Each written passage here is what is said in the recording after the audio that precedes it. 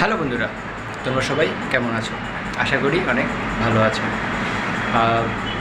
জি Bangla Saregamapa 2024-এর Kolkata audition আমি নিজেও দিলাম আজকে। আর তোমরা অবশ্যই কলকাতা অডিশন দিয়ে থাকবে। আজকে আমি কিভাবে অডিশন দিলাম, কিভাবে কলকাতায় আসলাম এবং কিভাবে তোমার মনে করো অডিশন দিলাম, কিভাবে লাইন ঠিক করলাম, আজ আমি তোমাদের সব এই ভিডিওর মাধ্যমে বলবো। তো বন্ধুরা, আসো ভিডিওটি শুরু করি। তো ভিডিও শুরুর প্রথমে যেটা বলবো, বন্ধুরা প্লিজ আমার চ্যানেলটিকে সাবস্ক্রাইব করো। আর যদি কোনো ধরনের প্রশ্ন থাকে তোমাদের, আমাকেই কমেন্টের মাধ্যমে জানিও। তো বন্ধুরা, আসো ভিডিওটি শুরু করি। বন্ধুরা, প্রথমে আমি শিলিগুড়ি থেকে কলকাতা একটি বাসে করে চলে আসি। কলকাতায় আসার পর ধর্মতলা নামি। ধর্মতলা থেকে বাস করে আমি গড়িয়াহাট চলে আসি। ধর্মতলা থেকে গড়িয়াহাটের বাস ভাড়া 15 টাকা।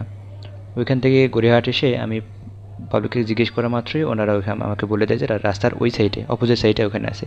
তারপর আমি মুরলীধর গার্লস কলেজের সামনে এসে দেখি ওনারা কাজ করতেছে, তখনও কাজ করতেছে, পুরোপুরি রেডি হয়নি। আমি ওইখান থেকে কিছু পিক নিয়ে নিই।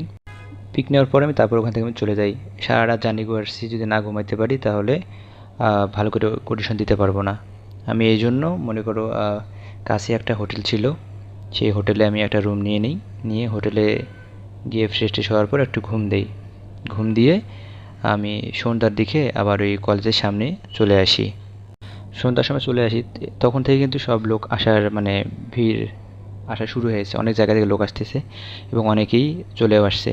মনে করো রাত তখন বাজে 10টা, তখনও মনে করো তখন থেকে লাইন শুরু হয়ে গেছে।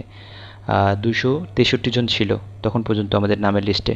আমার রুম নেওয়া বেকার হয়, আমি রুমে ঘুমাতে পারিনি অবশ্য। রাত 12টার দিকে উঠে আমাকে এসে এখানে লাইনে দাঁড়াতে হয়েছে, যেহেতু দেখলাম মনে করো 200-250 পার হয়ে 300 কাছাকাছি লোক। তারপরে মনে করো 8:30 জাগার পর এই যে সকালবেলা মনে করো লাইন শুরু হয়ে গেছে। সকালবেলা দেখতে পাচ্ছ অনেকেই চলে, এখন ভোর 6টা বাজে। তখন থেকেই প্রায় মনে করো 500 আপ লাইন, 500 পার হয়ে গেছে। তারপর আমি দেখতে পাই যে স্নিগ্ধজিৎদার গাড়ি আসে। তো আমরা ওখানে গিয়ে স্নিগ্ধজিৎদার সঙ্গে ফটো তুলি। আর মানুষ হিসেবে স্নিগ্ধজিৎদা অনেক একটা ভালো মানুষ, যেটা আমি বুঝতে পারলাম। অনেক ভালো, কখনো তাকে কাছ থেকে দেখিনি, এবার প্রথম দেখতে পারলাম, কথা বললাম, অনেক ভালো লাগলো। বলতে গেলে এই মানুষটার কোনো অহংকার নেই, অনেক ভালো একটা মানুষ। তারপর উনি চলে গেল। তারপর আমরা লাইন 7টা বাজে, 7টার পরে আমরা লাইন দিয়ে আমরা ভিতরে আসলাম। এসে ফর্ম দিল ওখান থেকে, ফর্ম ফিল আপ করলাম। এই যে রুমে বসে আমরা ফর্ম ফিল আপ করলাম।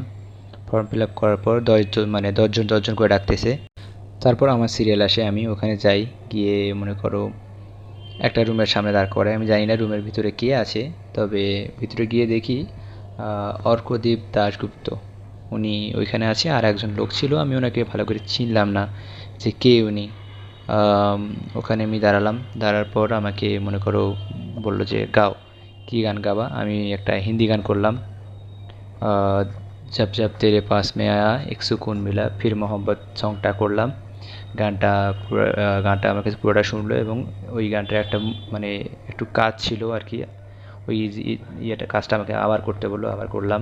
করার পরে বললো যে তুমি একটা বাংলা গান করো। আমি একটা বাংলা গান করলাম। বাংলা গানটা করার পর বললো ঠিক আছে, ধন্যবাদ বলে আমাকে একটা ওখান থেকে সার্টিফিকেট দেওয়া হলো।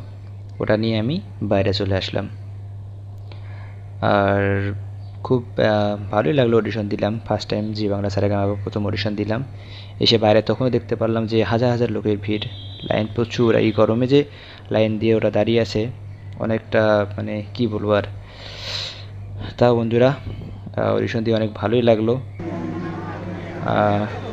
তোমরা তো অনেকে অডিশন দিচ্ছ, আমি আমার এক্সপিরিয়েন্সটা জানালাম আর কি। আর তোমাদের কার কীরকম আইডিয়া এবং কী এরকম অভিজ্ঞতা হয়েছে আমাকে কমেন্টের মাধ্যমে জানিও। আর বন্ধুরা, ভিডিওটি বেশি বড় না করে, বেশি বড় করব না, এটাই আমি বাইরে এসে দাঁড়ালাম, দেখতে পাচ্ছ। দাঁড়িয়ে এখান থেকে একটু ভিডিও করলাম, কারণ জি বাংলা কোম্পানি থেকে অ্যালাউ নেই যে ভিডিও করার, এই জন্য আমি দূর থেকে একটু ভিডিও করছি। তোমাদের অভিজ্ঞতা আমাকে কমেন্টের মাধ্যমে জানিও। ওকে, থ্যাংক ইউ।